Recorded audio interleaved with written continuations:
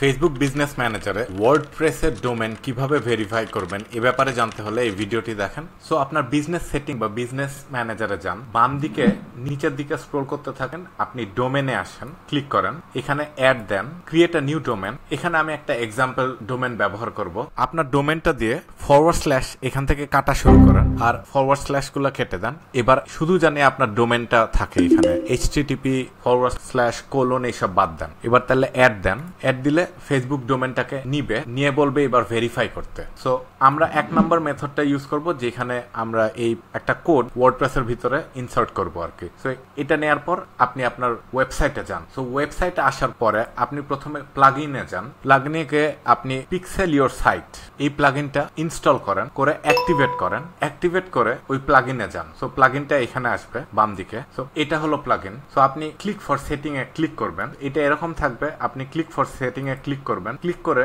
এখানে আপনি আপনার ফেসবুক পিক্সেল দিবেন, ওইটা আরেকটা ভিডিওতে দেখাবো। আমাদের এখানে দরকার ভেরিফাই ইওর ডোমেন। সো আপনি এই কোডটা কপি করবেন, কপি করে এখানে পেস্ট করে দিবেন, পেস্ট করে গিয়ে নিচে গিয়ে সেভ করবেন, সেভ করে ফেসবুক বিজনেস ম্যানেজারে যাবেন, তারপর ভেরিফাই করবেন। কিছুক্ষণের মধ্যে ডোমেনটা ভেরিফাই করে ফেলবে। সো এটা আমাদের ডোমেন না, এটা আমি কেটে দিচ্ছি, তবে দেখেন আগের ডোমেনটা ভেরিফাই করা আছে। সো এইভাবে ভেরিফাই হয়ে যাবে আর কি। ভিডিওতে লাইক আর শেয়ার দিন, কিছু বলার থাকলে কমেন্টে জানাতে পারেন।